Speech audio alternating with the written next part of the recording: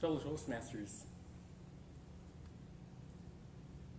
Dorothy Neville once said, "The real art of conversation lies not only in saying the right thing at the right time, but also in saying or not saying the wrong thing at the tempting moment."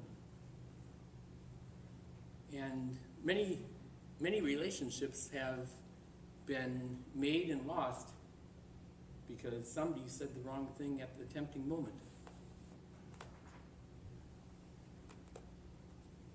Well, last week I went out with some buddies. I went out with my unemployed friend Bruce and my friend Kurt. We had a little boys' night out.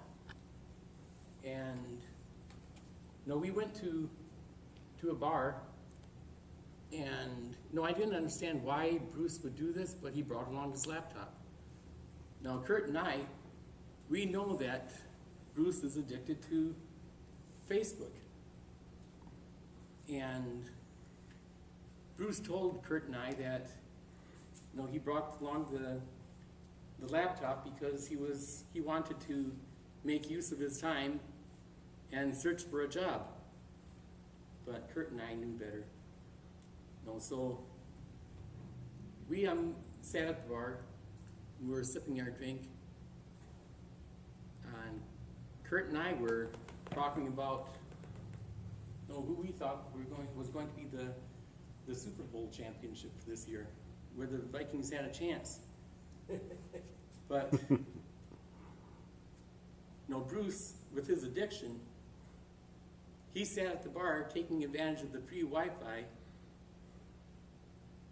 trying to convince all of us that he was looking for a job. We give him the benefit of the doubt, but we know better. He's talking to one of his 1,700 Facebook friends. He has friends all over the world, but he's never met any of them. A Facebook friend.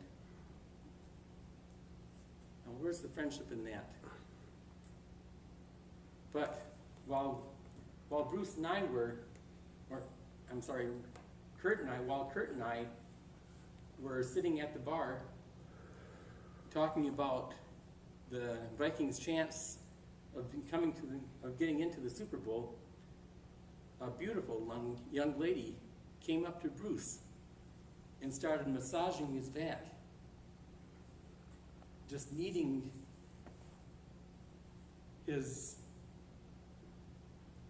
flabby shoulders and caressing his back while he's talking to somebody in Argentina. He was so busy, caught up in his Facebook friends, that he never saw the real beauty in the lady that was caressing his back. She was no dummy either. She moved on down to Kurt, placing her hands on Kurt's bony frame, caressing him, trying to make him feel better. As she caressed him, she said, "Boy, you're tense. I can feel a knot. Let me get this knot out."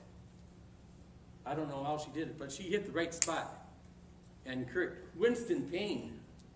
And that sent Kurt into a frenzy of talking about his glory days and how that pain was from a football injury that's about 40 years old. But she wasn't impressed, and I wasn't either. But Kurt, he always liked to talk about the glory days. And then the young lady moved on down the bar stools down to me. And she placed her hands on my shoulders and started caressing my back. And she almost immediately said, "Wow." And before she could say anything else, I said, "Thank you." Why give her a chance? This is my fantasy here. I was just going to sit back and enjoy it. And I did. And the next day at work, I went back to work, and I was still high from that moment. hearing her say, wow. And from a distance, Shouldn't that be 5? I saw Jessica. That's 5, right? I saw Jessica, and 5. it was a busy day. We were all tired.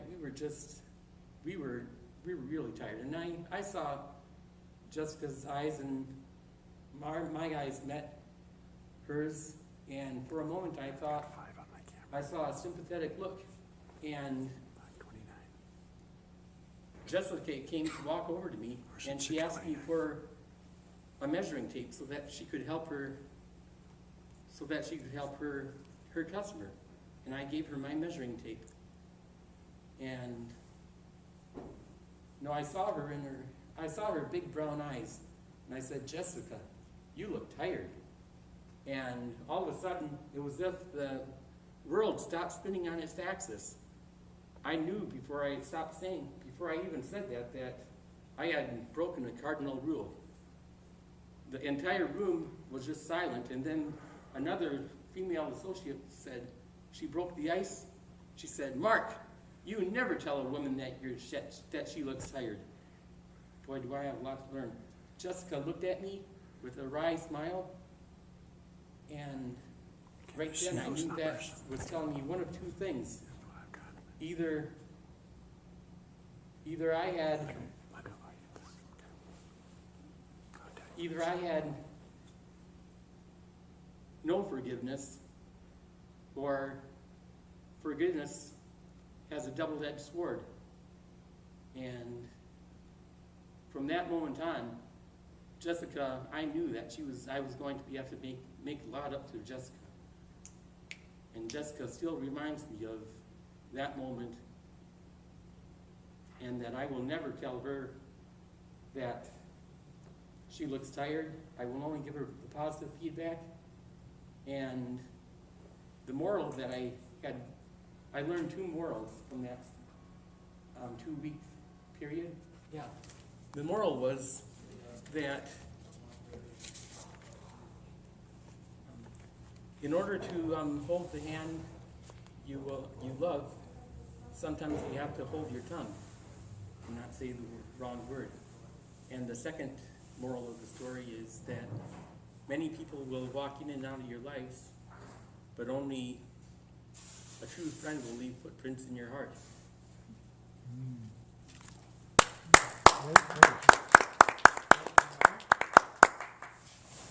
Great words to leave us on.